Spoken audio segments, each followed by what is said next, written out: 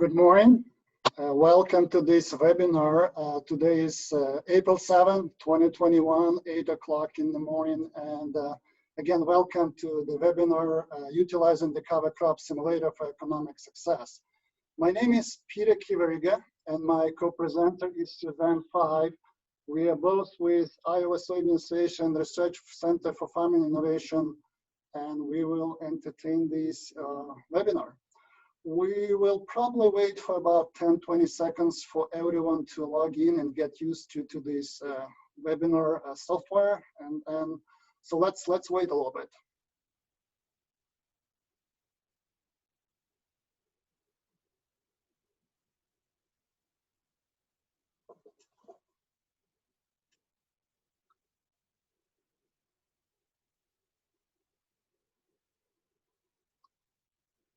Looks like we are getting a good number of people already log in. Again, welcome to this webinar about utilizing the cover crop simulator for economic success.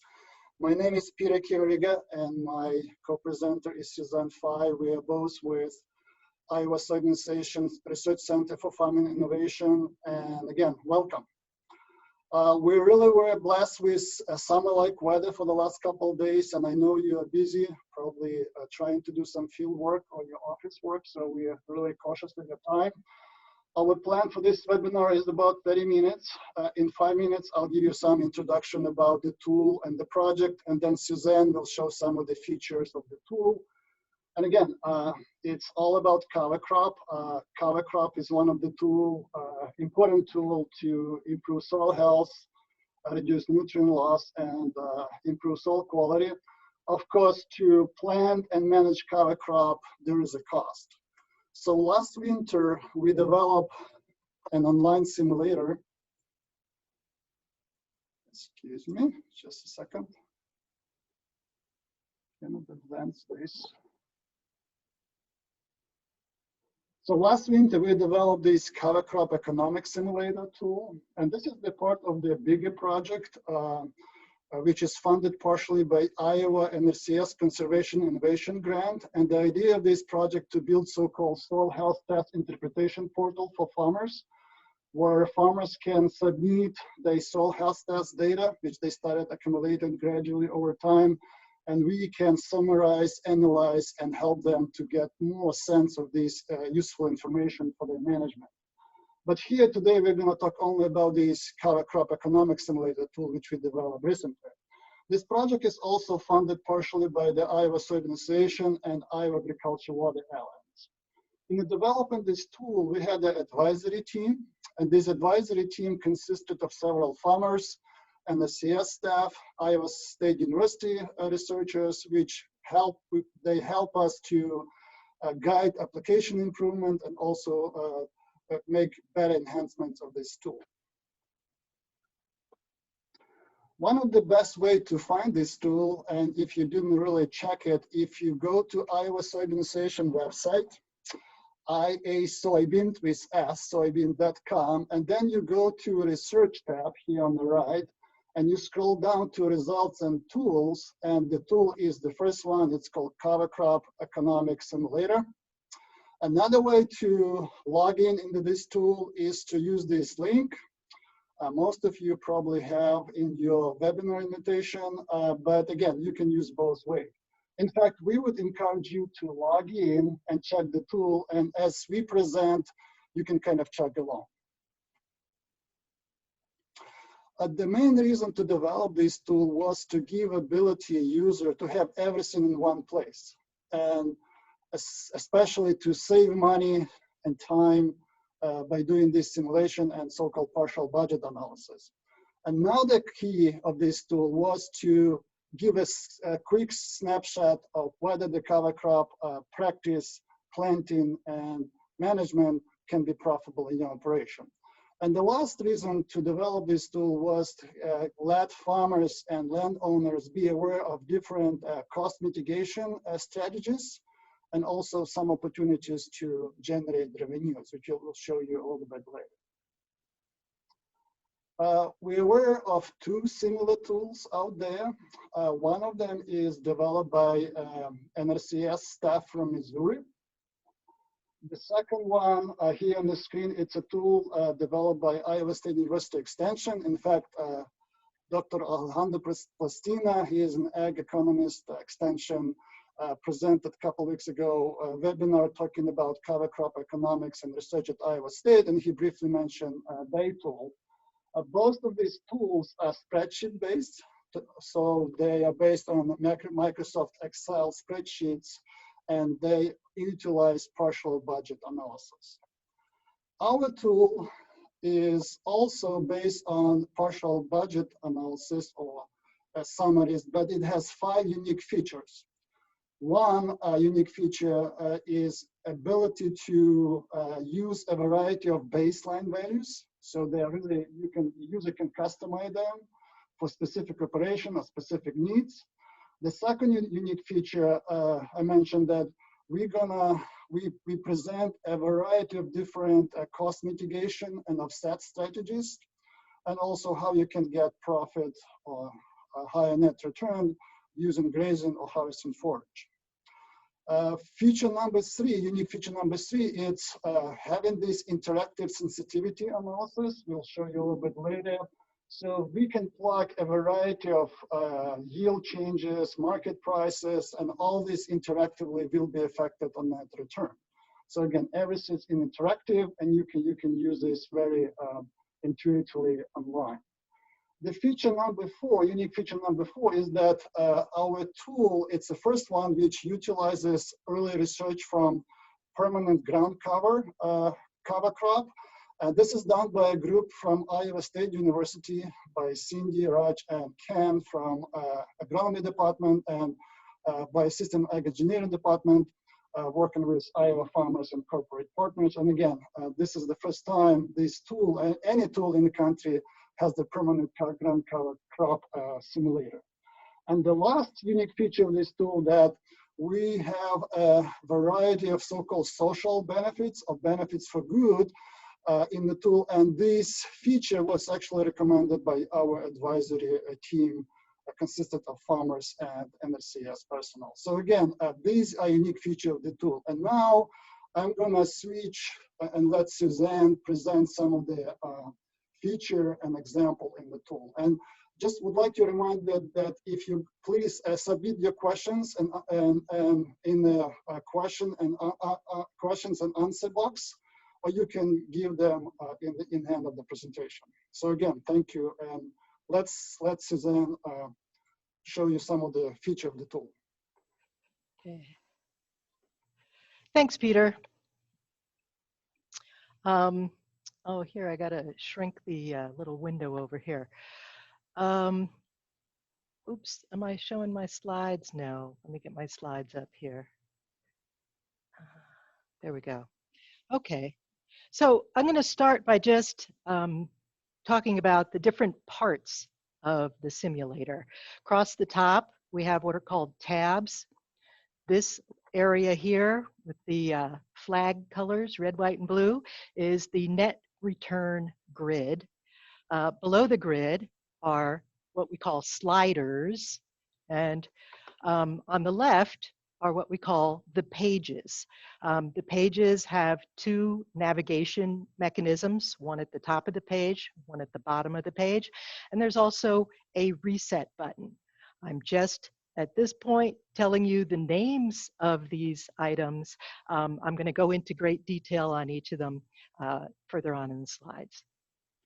So I also want to point out that sometimes changing your browser zoom percentage will make it easier for you to see and navigate the application, especially if you have like a tablet. It makes it easier. There are 3 dots or 3 bars at the top of your browser window, and you can change the percentage.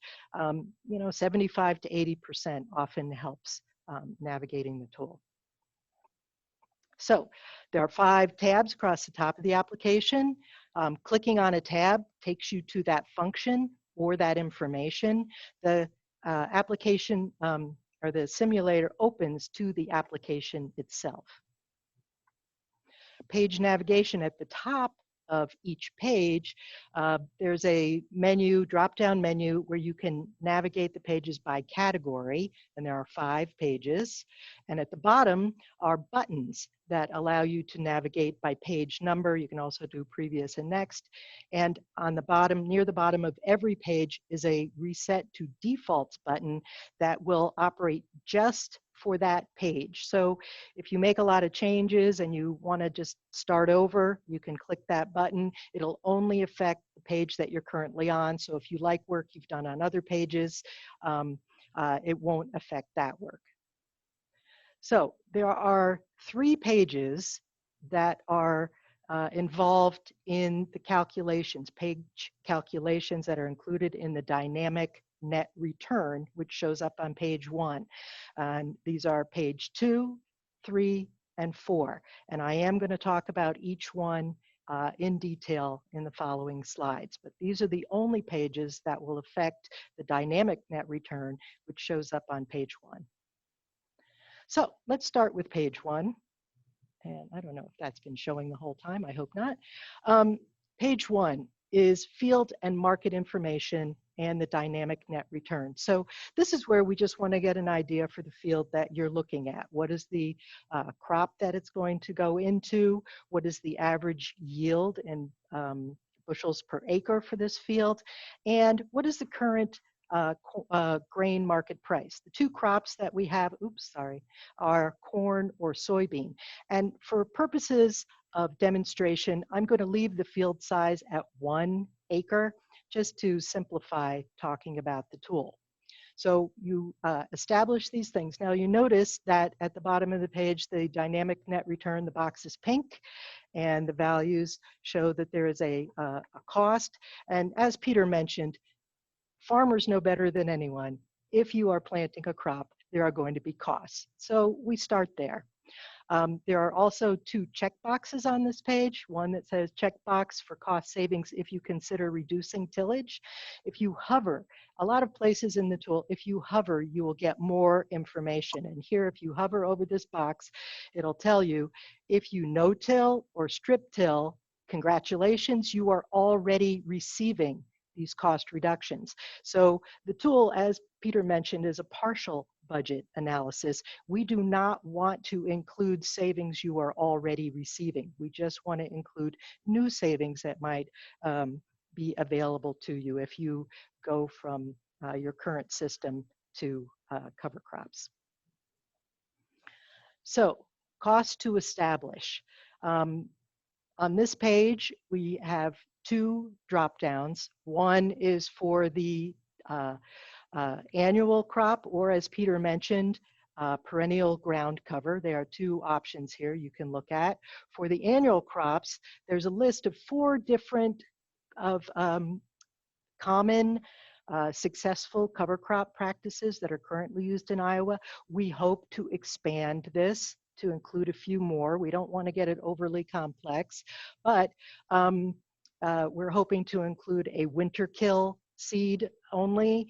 And just this Sunday, I learned about a new cover crop that is a for-profit cover crop called Cover Cress. It's a company out of St. Louis. They've genetically modified pennycress and are claiming that it can be used as an oil for fuel. So Bunge Company is working with them, and as well as for meal. So Cargill is working with them. So we, this is something you may want to Google afterwards and look into. But if this crop does come to Iowa, we would certainly like to add it to the simulator. Now, on permanent ground cover, I do hope everyone will take a look at this. This is a very exciting program that's being conducted by Iowa State University. They have given us 5 economic scenarios, one for the first year that you implement, which of course would be the most expensive, and then 2+ years. So it's a maintenance cost for using a perennial ground cover. And then they have a 5-year average. So please do take a look at that. Those are the only values in this tool that are not editable. All of the other ones are. We hope someday we can make them editable, but for now, this is a demonstration feature. So we do hope that you will take a look and check that out. Each one of these white lines here represents a different step in the cover crop establishment process, and every value in here is editable. You can customize it to more closely match your operation. Based on recommendations again from our advisory team, we do plan to add a few more line items in here, and we'll talk about that later. So biomass and income. This is page 3 of the tool, and here most people are aware that biomass, feeding it to livestock, is one of the best income sources for cover crops at this time. We have used estimated seasonal dry matter values that were available through Progressive Farmers of Iowa website, and you can change these values as well. But we have both fall and spring or both options available, where you can calculate revenue from harvesting or grazing the biomass that comes up.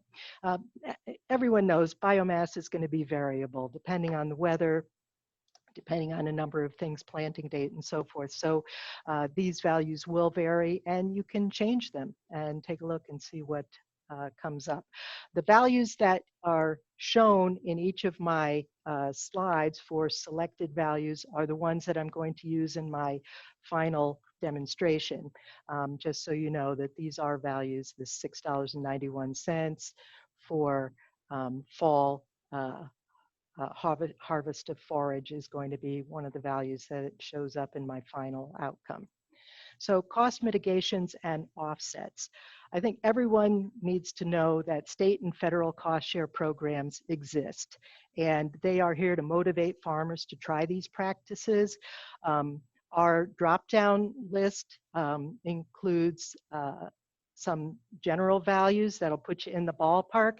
If you contact your local NRCS office, you can get right into the infield as far as knowing what those cost share values are that are available to you, and you can discuss which programs might be good. They have a number of bundling options for different practices, so do contact them to see what programs are available in your area.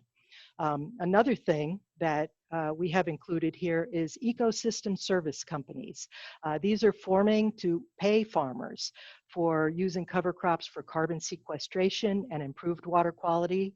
And Iowa Soybean Association is proud to have their own soil and water outcomes fund that pays for both carbon sequestration and, in certain cases where they've partnered with local municipal water supply services, they are providing water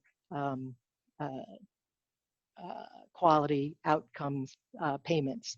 So included under our resources, there is information about this where you can look at the map and see if your county is eligible for participation there. There are other national organizations that provide these services. You may have heard of Indigo Ag or NORI, and individual companies as well. Things like Unilever and Cargill both have certain kinds of programs that you can check out qualifications to see if you qualify for cost share through their operations as well. Now, we have down the bottom 4 lighter color cells that are for soil health benefits, including erosion reduction, soil moisture enhancement, early season trafficability, and then all these things that could help boost your yield. But even if they don't boost your yield, they are benefits that you will receive from cover crops. And so the values that I've selected here, this is most of the Des Moines lobe has very low erosion. We do have 5 categories of erosion reduction, and I'm going to tie them to one of the maps in the tool. So let me talk a little bit about erosion here, because erosion reduction is very important cumulative benefit of cover crops. It is variable by year, variable by location, and the value of farmland also differs by location. So your savings are going to differ by reduced erosion. So our application offers 2 map options for estimating the value of erosion reduction. And the maps are based on Iowa State University's Daily Erosion Project, 2007 through 2020 average. And the county layer of the interactive map also shows your 2020 average land values for farmland. And this is the information we use to calculate the values. I do want to point out, I know that land appraisers may not really take erosion or soil health into account when they're valuing farmland, but farmers know. You drive down the road, from the cab of your pickup, you can see things like bald hilltops, sediment depositions in grass waterways, ephemeral gullies, these types of things. And bankers can look at the costs required to produce yield. So farmers are aware of these things, even if they aren't technically included in appraisal values. So here are our maps. I'm going to start with the static map on the left. Not everyone has internet speeds that make the interactive map a viable option for them. So we have included the static map, which has 5 categories of erosion that we've taken the averages, and they are available in the drop down for erosion on page 4. So you can use that. Again, all the values on page 4 are editable. You can select, deselect, change the amounts in there. But the erosion, the interactive map, if you deselect the watershed layer, you will be left with a road and city map. So you can clearly identify the location of your field by zooming in, turning the watershed level back on. You can click on that watershed and you can see what is the average annual soil loss in tons per acre. And then based on your county, whatever county you're in, what is the estimated savings from loss reduction? And we're looking at approximately a 50% loss reduction of erosion based on use of cover crops. So we do have page 5. This is not included in the dynamic net return on page 1. These are things, as Peter mentioned, this was something that our advisory team said would be very important for us to put in. These are things that are values, societal benefits that help everyone. Reduced flooding. Well, if you reduce flooding, you also reduce the amount of insurance claims that the government has to pay for your for losses. Reduced water pollution, of course, this affects everyone. Improved habitat for wildlife. The values that are in here, there are a number of companies who are working to quantify these values. The ones that are in here are non-authoritative. These are general values that we put in here to be thought-provoking and just get a discussion going, getting people thinking what, how important are these things that are contributing to more than just your own bottom line. So now we come to the dynamic net return grid. This feature appears on every page. Like I said, that the grid is dynamic. Every time you make a change on any page, it impacts the net return grid as well as your net return value. So the total field base income level, which this now has turned blue because now we have a net revenue instead of a net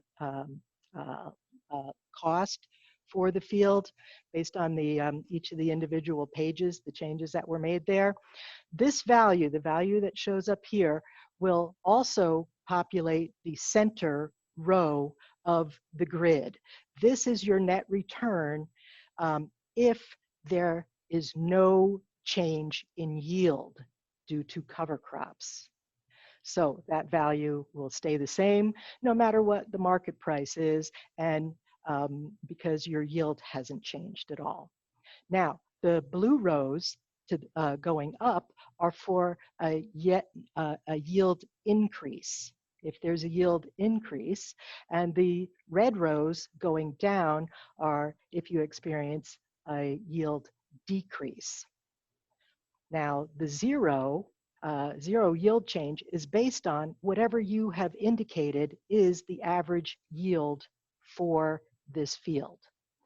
And the market price, which will go in the center column here, is whatever you have indicated for the x-axis is the market value. Now, any values to the right are if the market price goes up, and values to the left, columns in the left, are if the market price goes down from the established market price. Now we get to the fun part, which is the sliders, because the sliders will affect the grid increments. Now, what do I mean by that? Well, the default increment for your yield change is 1%. 1% of 200 bushels an acre is 2. So each of these rows will go up by 2 bushels an acre or down by 2 bushels an acre because that is the increment that has been set. And here our default increment for market price change is 15 cents a bushel. So if your market price goes up by 15 cents a bushel, that'll show here. And if it goes down, that shows here. So you can see that even with a 2 bushel an acre loss, if you are able to use the values that are in the pages as I demonstrated them, you could still come out very close to money ahead, even if your price goes up to $4.60 a bushel for corn. And if you're, so this is this just allows you to have a sensitivity. This is what we call a sensitivity analysis that gives you a big picture all at once of how market price changes or yield changes can influence what your net return would be. Now, the final tab of the tool is the resources page. This has a date of the last version update here, so you can come and see if there's been any changes since you last visited the tool. Here, item number 1, Iowa Soybean Association Soil and Water Outcomes Fund. We also have information on perennial ground cover and resources that may be helpful to you if you're looking at things like measuring biomass for grazing, again, practical farmers of Iowa, grazing cover crops, fact sheet, just things like this. So thank you again for attending, and Peter has been manning the Q&A. We hope that if you've had questions, you've entered them into the Q&A, and I'm going to turn it over to him for now. Thank you, Suzanne. Thank you, and thanks for good explanation about this feature of the tool. And any questions from the audience? Verbal questions, if you have. We have one comment. The question is related to herbicide termination cost. Maybe Suzanne, you can address that. We had some discussion with farmers, and they have a different perspective. Would you kind of explain and maybe show in the tool how herbicides cost is considered in the tool? Okay, sure. Let me pull up the tool here. Yeah, what our farmers indicated as far as costs, I'll go here, is that, can edit the formula, is that what they found is that over time, they could further reduce their herbicide costs. They also told us that they were able to reduce their fertilizer costs. And right now, the way the tool is set up, this is just for basic establishment, but as further development, we do plan to add a fertilizer line item to the formulas where you'd be able to enter reducing your fertilizer costs, or in the case of on the income page, we've done some work with some modeling with a researcher from Iowa State, and modeling shows that if you add fertilizer at the beginning, like MAP or DAP, at the beginning of establishing your cover crop, that this can boost your biomass. So we will definitely be adding that as another feature to the tool. Yeah, thank you, Susan. We have another question. It relates to the cost of seeding between aerial and ground. How does the tool, how a user can differentiate that? Can you go to the tool and show? Yes, well, here we have, so depending on what your seeding is, we do have the cost of the seed, we do have the planting cost. And here, the dollar per acre default is for ground seeding, $15 an acre. You can change this. If your cost is higher, you would just type in, whatever your cost is per acre, and that will change the value here. Each page, as changes are made, the summarized cost will update, and the grid will also update to reflect whatever changes you make here. So again, if your estimated labor changes here from a small amount per acre to a larger amount per acre, that will dynamically reflect in the value down here. Okay, thank you. Another comment was the utility of this tool to not only farmers but landowners. And can you maybe recall some comments from Farmers Advisor about this? How this tool can be used in communication with landowners? Well, Peter, that's a very important point, is that one of the advisory team panelists mentioned that this tool is very helpful for communicating the value of cover crops and how this could impact the budget when talking with the landowner from whom he rents acres. And I agree that this could be a very good communication vehicle for farmers because, again, you can change values on the fly, you can do what-if scenarios, and it helps landowners get a better feel for, well, how are you going to offset the cost? What are the things you're going to look at in the tool? Maybe take a look and say, well, look, the erosion is currently costing this much. We can help reduce the amount of erosion that you're experiencing simply by adding cover crops. If nothing else, this will keep your land from going down the ditch. Okay, thank you. We have another question, probably user from Argentina. He or she is asking, how much does the program cost for Argentina? The simulator is free.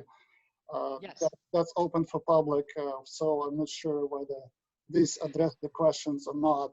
Another question is, would we recommend no-till in soybean into cover crop? So it looks like question is about planting in green. I think so. Definitely, some farmers are experiencing with this, planting in green, and then practicing no-till.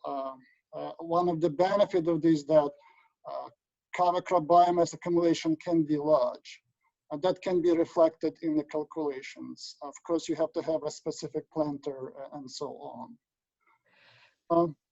There is another question about what's the best source of information on how to get cover crop established? There are, I'm just going to say from my own experience of doing research on this, there are a large number of sources out there. Our agronomists have, among other sites, recommended Practical Farmers of Iowa, that they have good information, and I think that these people are very friendly and are willing to talk to you. Yeah, also we have another tool which is called interactive summary of on-farm street trials, where we do both long-term cover crop experiments where farmers plant cover crop for several years in the same place, and we have other trials with cover crops.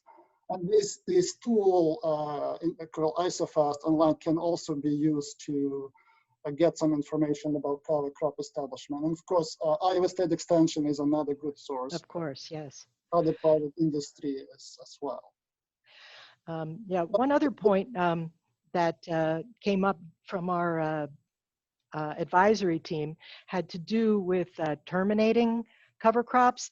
Some of the no-till farmers said that they run this pass anyway, and so that they would set this value to 0 because that's part of their normal regimen when they are using no-till.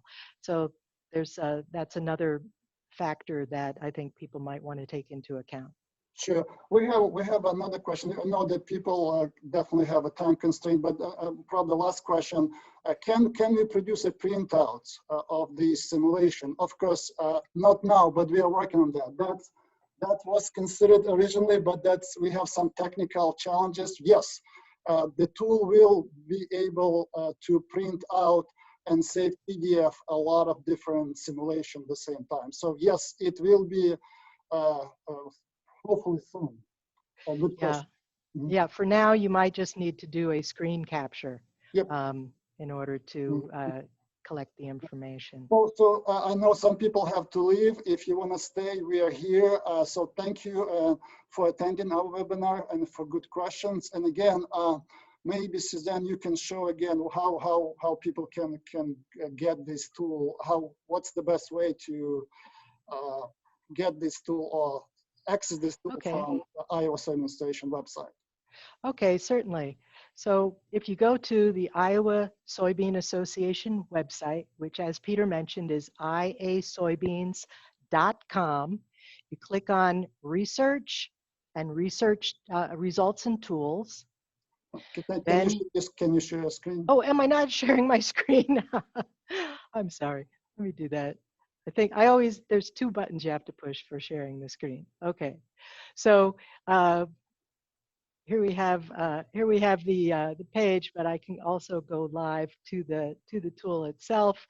You go to iasoybeans.com, you go to research, results and tools, and then you scroll down to, it's the first one listed here, cover crop net return economic simulator, launch simulator, and that will bring up the tool. Nice. Thank you. We have another question, again, probably user from Argentina. Whether the program or can be purchased, and we don't know because this project, this simulator is funded partially by Natural Resource Conservation Services.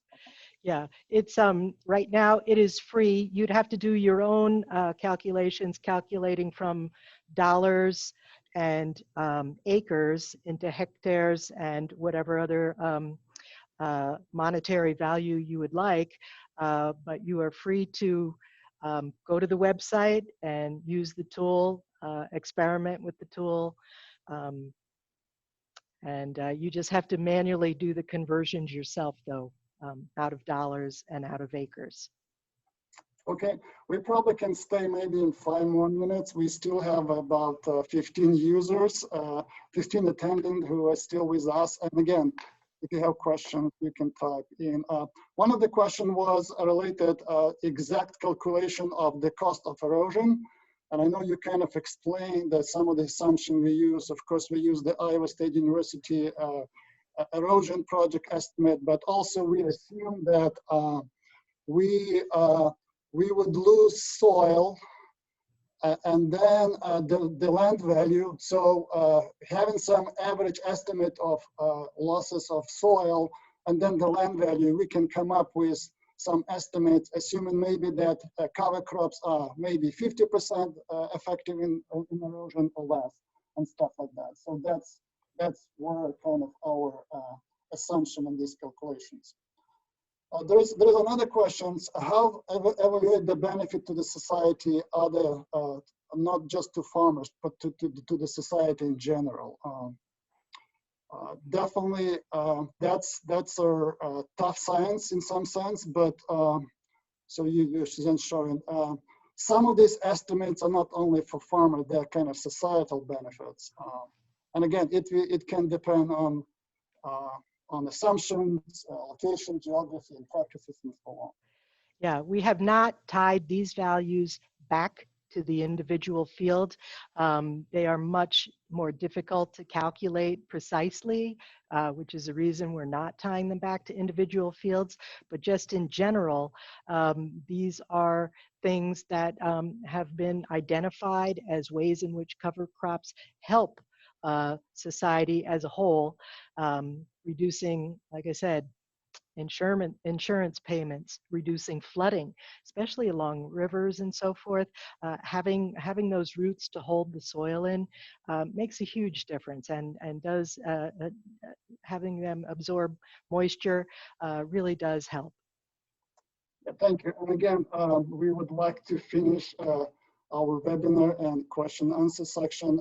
Thanks again for logging and attending this webinar. In fact, the webinar will be recorded and posted online. So again, thanks, and good luck in your field work and your office job too. Yeah, feel free to come back at 1 o'clock for our second session. Yep, thank you very much. Enjoy the day. Thanks.